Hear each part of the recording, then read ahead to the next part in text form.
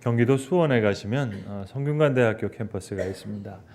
그 학교 바로 앞에 저희 교단에 속한 교회가 있는데 개척한 지가 한 20년 가까이 된 교회입니다. 지금은 교회 규모는 우리 교회보다 훨씬 큰 그만큼 아주 성장한 교회인데요. 제가 그 교회를 잘 알아서 사실 정확한 창립 연도를 알거든요. 근데 제가 근 20년이라고 말씀드린 이유는 창립한 지 18년 됐는데 어감이 좀 그래서 20년 가까이 됐다 말씀드립니다. 근데 이 교회가 좀 특징이 있는 교회입니다. 목사님이 좀 너무 솔직해요. 그래서 예컨대 교회 표어가 보통 2018년 우리 교회 표어는 성령 충만한 교회 이렇게 쓰잖아요.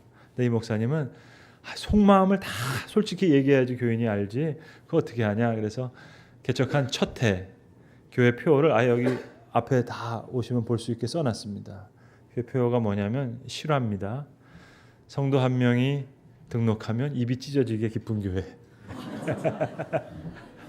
진짜로 그렇게 그래야지 교인들이 알지 이거 어떻게 하느냐 그렇게 첫 해했고, 두 번째 해에는 1년 동안 개척을 해보니까 다 오시는 분들이 다 다른 교회 상처받고 오시는 그런 분들이 너무 많더라는 거예요. 그러니까 우리 그냥 놀자. 그래서 재밌게 노는 교회 두 번째 표. 그래서 정말 이듬해는 기도회도 안 하고 성경 공부도 안 하고 본고차 하고 계속 놀았대요.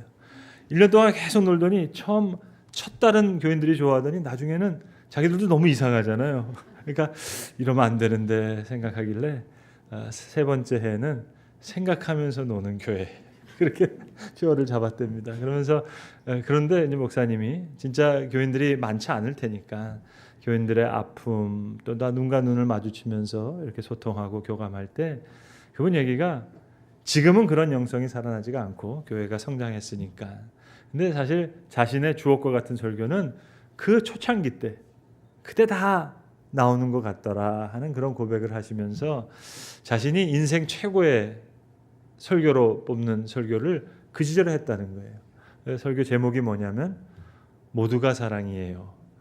제 연배 되시는 분은 알겠지만 그 해바라기라고 하는 통기타 가수들이 부르는 노래 제목이 그 목사님 연배가 그 연배이기 때문에 모두가 사랑이에요. 이제 그 설교를 했는데 설교를 마치고 여기 앉아서 보는데 놀라운 경험을 했다는 거예요. 그 교회 이제 생각하면서 재밌게 노는 교회니까 좀 특별한 분이 많으시는데 남자 두 집사님이 일명 해버러기가 있답니다. 짝퉁 해바라기. 그래서 우리 헌금송 같은 걸 특별 찬양을 하잖아요. 근데 그 목사님 설교를 듣고 이 교회는 생각하면서 재밌게 노는 교회니까 그 해버러기 두 집사님이 나와가지고 헌금송으로 모두가 사랑이 이 노래를 부르기 시작했다는 거예요. 근데 더 놀라운 거는 교인들이 그 노래에 유행가인데 그렇게 은혜를 받더라는 거예요. 그래서 그 다음에 콧날이 시큰해지고 그때 다 코들이 그냥 빨개져가지고 뭔가 이렇게 울먹울먹하고 눈이 아파오네요. 근데 막 눈이 막 정말 글썽글썽 그러면서 마지막에는 거의 합창 수준이 됐다는 겁니다. 모두가 사랑이에요. 그러면서 다 눈물을 흘리면서 그렇게 어느 대목인지 모르겠어요. 사실 그 대목을 잘 보시면 그거 이별하는 그 아픔을 얘기하는 노래거든요. 근데 하여튼 교인들이 눈물을 흘리더라는 거예요. 그러니까 이 목사님이 그때 충격을 받고 교인들이 이만큼 사랑에 굶주려 있구나. 그걸 깨닫게 돼서 그 사랑이라는 것을 교회의 본질로 잡고 목회를 해서 이렇게 여기까지 오늘 이 날까지 교회가 성장하게 되었다 하는 그런 이야기를 직접 들었습니다. 여러분, 오늘 본문을 우리가 읽었는데 오늘 이 본문의 내용은 교회가 처음 시작됐었을 때 성령의 오순절 강림 사건을 통해서 마가의 다락방에서 이제 처음 시작된 그 첫 교회의 모습을 우리에게 그려주고 있습니다. 여러분, 오늘 본문을 우리가 읽었는데 이 모습이 머리로 그려지세요? 참 상상하기가 어려운 그런 모습입니다. 그러나 우리가 그 모습에 도달하게 되건 되지 못하건 간에 아무튼 여기에 교회의 본 모습, 원형이 있기 때문에 우리는 이 모습에서 교회의 모습을 다시 생각해 주어야 될 줄로 압니다. 여러분, 우리는 사람들이 돈에 대해서 갈망하고 권세에 대해서 갈망하고 명예에 대해서 갈망하는 것 같지만 사실 한 번 더 따지고 보면 사람들은 공동체에 대한 갈망이 훨씬 더 강합니다. 왜 사람들이 돈을 벌고 싶어할 것 같으세요? 왜 사람들이 이렇게 명예를 얻고자 할까요? 나를 받아주는 사람, 기쁨으로 나를 여겨줄 수 있는 사람, 그걸 갈망하면서 그러한 일들을 추구하는 겁니다. 만약 나를 있는 그대로 받아주는, 부하든 가난하든 그대로 받아주는 데가 있다면 사람들은 아마 다른 것 없이도 살 수 있을지 모르겠습니다. 근데 온 세상이 그 길로 가고 있거든요. 돈이 있어야 좀 사람 인정받는 것 같기도 하고, 좀 힘이 있어야 사람이 나를 대해주는 것 같기도 해서 그것을 추구해 나간단 말입니다. 그러니까 사실은 무엇에 대한 추구냐 하면 그건 돈에 대한 갈망도 아니고 권세에 대한 갈망이기 이전에 그건 공동체에 대한 갈망입니다.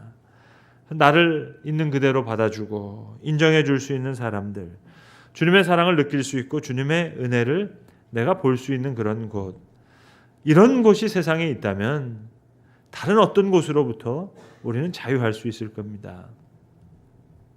우리가 상상해서 알 수 있는 대로 초대교회의 교우들은 세상적으로 다른 사람들보다 똑똑했던 사람들이 아닙니다. 세상의 다른 사람들보다 부유했던 사람도 아닙니다.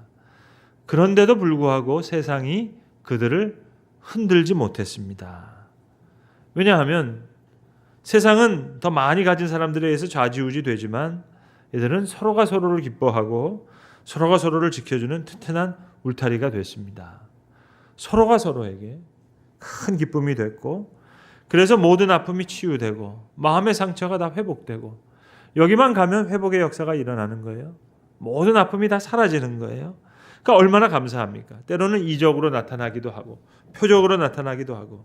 그래서 오늘 본문에 보시는 대로 날마다 마음을 같이하여 성전에 모이기를 힘쓰고 집에서 떡을 떼며 순전한 마음으로 기쁨과 음식을 먹고 하나님께 찬미하였더라. 그렇게 기록합니다. 여러분, 만약 우리가 매일 모입시다, 매일 모이라고 그렇게 한번 해보세요. 아마 기겁하시겠죠. 어떻게 날마다 교회에 옵니까? 여러분, 모이라고 모입니까? 그런데 여러분, 그들은 왜 왔을까요? 즐거움이 있는데요. 모이지 말라는 것이 더 힘든 거죠. 여러분, 즐거움이 있다면 가족들도 그렇잖아요. 매일 봐야 불안하지 않잖아요. 근데 만약 한 달에 한 번씩 봐야 된다, 일주일에 한 번밖에는 볼 수가 없다, 그러면 더 괴로운 거죠. 그러니까 여기서 받는 기쁨이 있어야 세상을 살아갈 수 있기 때문에, 여기서 받은 은혜가 있어야 세상을 극복할 수 있기 때문에, 여기서 경험한 하나님의 임재가 있어야 세상을 넘어설 수 있기 때문에 그래서 모였던 겁니다. 그래서 저들은 모이지 않고는 견딜 수가 없었습니다. 그래서 날마다 모였습니다.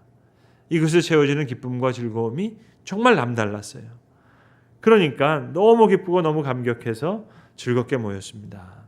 성전에서 모였다 하는 것은 아마도 하나님의 말씀의 계시를 사모해서 모였던 것 같고, 집에서 모여서 떡을 뗐다 하는 것은 아마도 성도의 교제를 사모해서 그렇게 했던 것 같습니다. 우리가 하나님을 사랑하고 이웃을 사랑한다, 이게 사랑의 이중계명이다, 너무 쉽게 알고 있는데, 여러분, 그러면 하나님을 사랑한다는 게 구체적으로 뭘까요? 한 번 더 생각해 보면 하나님이 너무 고마운 거예요.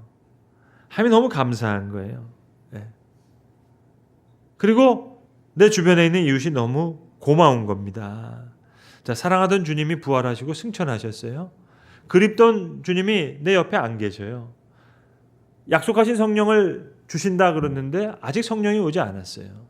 저들이 참 불안한 가운데, 두려움 가운데 떨고 있었습니다. 근데 성령께서 오신 거예요. 하나님의 영으로, 그리스도의 영으로. 그리고 느끼게 된 거예요. 아, 하나님이 나와 함께 계시고 그리스도께서 오늘도 나와 함께 하시는구나 생각하니까 하나님이 너무 고마워진 거예요. 성령이 너무 고마워졌어요. 그래서 서로가 서로를 돕기 위해서 기도하게 된 겁니다. 서로가 서로에게도 너무 고마운 존재가 된 겁니다.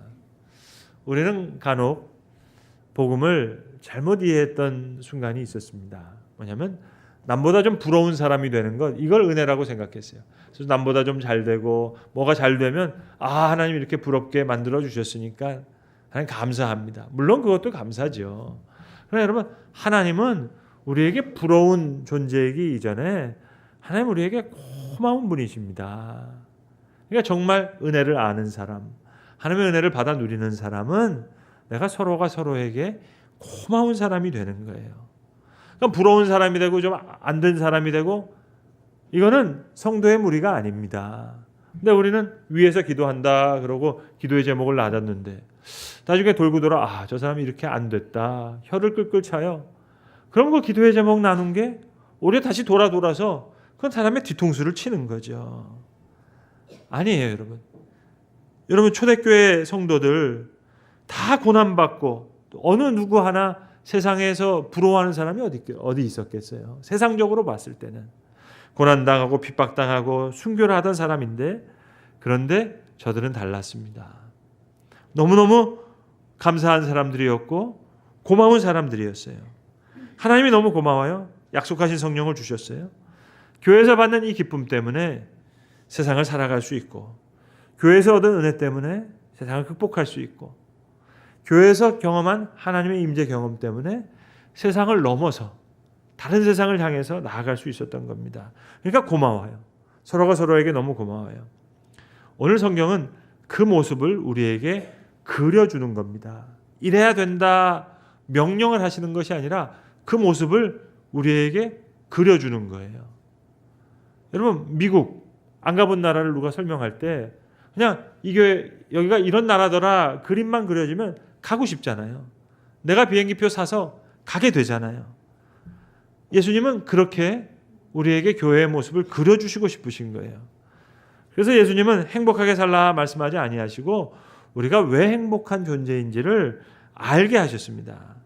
죄사함 받아서 하나님의 아들 자녀가 됐기 때문에 행복하고 우리의 영원한 처소가 예비되었으니까 행복하고 하늘의 하나님께서 나의 아버지시니까 행복하고 우리에게 무엇이 있어야 될 줄 아시고 또 친히 채워주시는 분이시기 때문에 행복하다 얘기하는 겁니다.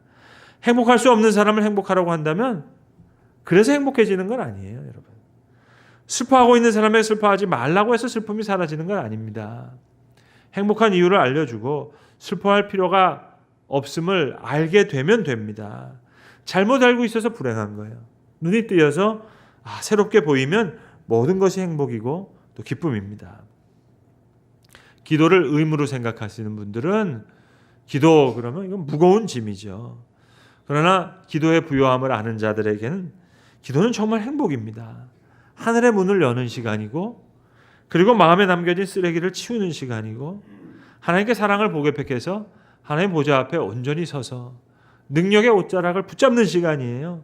그러니까 기도 없는 인생은 오히려 쾌쾌한 냄새에 찌들어 있는 그런 지하실에 갇힌 마음으로 사는 것과 같기 때문에 기도의 유익과 행복을 아는 사람은 기도하라는 말을 하지 않아도 기도를 즐겁게 여깁니다. 그러니까 기도하라 하는 그런 명령은 필요가 없어요. 기도의 유익에 대해서 이야기하는 그것이 지혜입니다. 그러니까 교회 다니라 구호는 아무짝에도 쓸모가 없습니다. 교회를 다니는 행복에 대해서 그 그림만 그려질 수가 있다면 그 그림만 바라볼 수만 있다면 되는 겁니다. 교회에서 하나님이 정말 고마운 분이라는 걸 알게 되는 거예요. 교회에서 성도가 정말 고마운 분이라는 걸 알게 돼요. 그래서 행복해요. 우리는 하나님 사랑하시고 이웃을 사랑하세요. 그 말을 들으려고 교회 오는 게 아닙니다. 행복은 빠졌는데 행복하세요 라는 구호는 그건 정말 괴로움이죠. 괴로움. 부담만 될 뿐이죠. 사랑에 대한 설교를 들을 때도 여러분 사랑하라는 걸 몰라서 못합니까? 그게 아니라 사랑할 수 있는 좀 마음을 주세요. 겸손하라. 그걸 못해서 못합니까? 겸손할 수 있는 마음을 주세요. 그런 마음이잖아요. 그러니까 말씀을 통해서 사랑할 힘을 얻고 겸손할 마음을 얻는 것처럼 말입니다. 그러니까 우리는 당연한 말을 확인하러 오는 게 아니에요. 교회도 마찬가지입니다. 여러분 어떤 물건, 어떤 상품을 파는 사람도 이걸 사달라고 요구하는 게 아니잖아요. 이걸 사시면 이런 유익이 있습니다. 그걸 쭉 설명합니다. 그러면 그 얘기를 듣다가 이걸 사야지. 상품을 살 용기를 얻게 되기도 하고 그러면서 돈을 지불하고 사면서 행복을 얻는 거예요. 행복해지는 겁니다. 그러니까 교회, 오늘 이 주일 예배를 통해서 우리는 한 주간에 흘러왔던 감정과 고민의 고리를 끊는 시간이에요. 전혀 다른 세상을 기대하는 시간이고, 그래서 축제하는 마음으로 나올 수 있는 것이고, 내가 있는 그 처지와 형편에 벗어나서 새로운 세계를 꿈꾸는 시간입니다. 하늘 위에 있는 나의 모습을 살피면서 땅에 있는 모습을 다시 교정하고, 하나님의 자녀로 내가 얼마나 존귀한 존재인지, 얼마나 큰 사랑을 받고 있는지 그 행복을 확인하고 하늘 향해서 문을 다시 여는 거예요. 새로운 가능성의 문을 여는 거예요. 그러니까 너무 행복한 날이에요. 무거운 짐을 다시 내려놓는 날이에요. 그러니까 즐거운 날이에요. 제가 신학교에서 강의할 때요, 신학생들한테 그걸 물어봤어요. 근데 다 공감하더라고요. 다 은혜 받아서 신학교 왔거든요. 그러니까 신학교 오기 전에는 새벽부터 밤늦게까지 교회에 있으면서 너무 행복했다고요. 근데 이제 교회에서 교육전도사로 일하면서 교회에서 사례를 받거든요. 월급을 받거든요. 그 다음부터는 교회 가기가 싫어지는 거예요. 그거 아세요, 여러분? 참 사람 마음이 묘하죠. 그러니까 여러분, 이 교회가 엄청난 능력의 장소입니다. 이 교회의 신비입니다. 내가 시간을 내서, 내가 물질을 들여서 하나님을 섬기고 싶어요. 왜요? 좋으니까. 내가 그 시간이 행복하니까. 그러니까 이렇게 살아야 됩니다 하는 명령을 듣는 시간이 아니라, 이 일이 왜 행복한지 아는 사람은 지혜를 가질 수도 있고, 그리고 행할 수 있는 용기를 가질 수도 있어요. 여러분, 교회, 눈에 보이는 이런 교회 저런 교회, 이런 문제 저런 문제, 그건 교회와 관련돼서 나중에 나왔던 이야기들이고요. 오늘 본문의 이야기가 이건 본래의 교회의 모습입니다. 프로토타입이에요. 행복 그 자체였어요. 얼마나 행복했으면 매일 모였겠어요. 오늘 본문은 그 말을 받은 사람들은 이렇게 시작됩니다. 그 전에 이 상황은 베드로가 설교를 하거든요. 너희가 죽인 예수가 하나님의 아들이다. 그러니까 사람들이 어찌할꼬 얘기를 하는 거예요. 괜찮다고, 세례를 받고 죄사함을 받고 그리고 성령을 의지하라고. 그게 다시 새로운 길을 알려주시니까 너무 행복한 거예요. 그래서 사도들의 가르침을 받았다. 여러분, 아르면서 이 사도들의 가르침은 이런 거였을 겁니다. 주님의 마음은 이랬습니다. 우리를 대하셨던 주님의 마음은 아마 이랬을 것입니다. 그러니까 우리는 이렇게 행복할 수도 있고 저렇게 즐거운 마음으로 살 수도 있습니다. 그런 가르침을 받았겠죠. 이래야 됩니다. 저래야 됩니다. 아마도 사도들의 가르침은 그런 유의 것이 아니었을 겁니다. 사도들의 권면은 다 아는 이야기를 하는 것이 아니라 이 일이 얼마나 행복한 일인지, 우리의 존재가 얼마나 소중한 일인지, 하나님의 사랑이 얼마나 큰지, 그런 거를 말해주는 일이었을 거예요. 그러니까 매일 사도들의 가르침을 받고 서로 교제하며 서로 떡을 떼며 오로지 기도에 힘쓰니라. 최고의 자유가 거기 있었고 최상의 치유가 거기 있었고 최고의 기쁨이 있었던 겁니다. 그러니까 44절 45절에 나오는 구체적인 사랑하는 방법, 이건 설명할 필요가 없는 거예요. 여러분, 모두가 사랑하면, 여러분, 사랑하면 사랑한 방법이 보이잖아요. 사랑하는 연인들 기발한 방법을 찾아내가지고 프로포즈를 하잖아요. 가르쳐 준 것도 없는데 남들이 흉내낼 수 없는 방법으로 사랑을 표현합니다.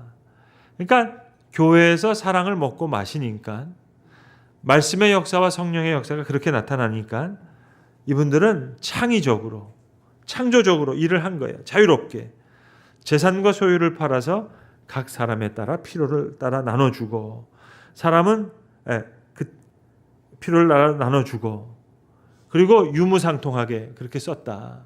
이거냐면 그 당시의 사랑이 그러한 방식으로 나타난 겁니다. 우리가 이 똑같은 방식으로 사랑하는 건 아니에요. 그러나 중요한 건 사랑하는 겁니다. 그러니까 사랑하는 방법은 우리 방식대로. 사랑에 빠지면 내가 어떻게 사랑하는 사람을 기쁘게 할까 늘 생각하니까 사랑하게 되면 그 사람 시인이 되기도 하고 예술적인 감정에 충만해서 노래를 부르기도 합니다. 사랑은 눈을 바꾸고 생각을 바꾸니까 보이지 않던 것을 보게 됩니다. 그러니까 사랑하는 사람에 대해서 더 세밀한 관심을 갖게 되고, 그러니까 사랑하는 사람이 좋아하는 것을 알게 되면 그 방법으로, 색다른 방법으로 표현하게 됩니다. 그러니까 사랑의 방법이 있어서 사랑하는 것이 아니라 사랑하면 사랑하는 방법을 찾게 되는 거예요. 그러니까 어떤 프로그램이 중요한 게 아닙니다. 44절 45절은 그들은 그들의 방식대로 우리는 우리들의 방식대로. 중요한 건 뭔고 하니 우리 자신이 스스로 우리는 이런 사랑을 가지지 않다고 생각하는 것. 이게 문제입니다. 그렇지 않아요, 여러분. 우리 안에 큰 사랑이 있어요. 우리 안에 큰 은혜가 있어요.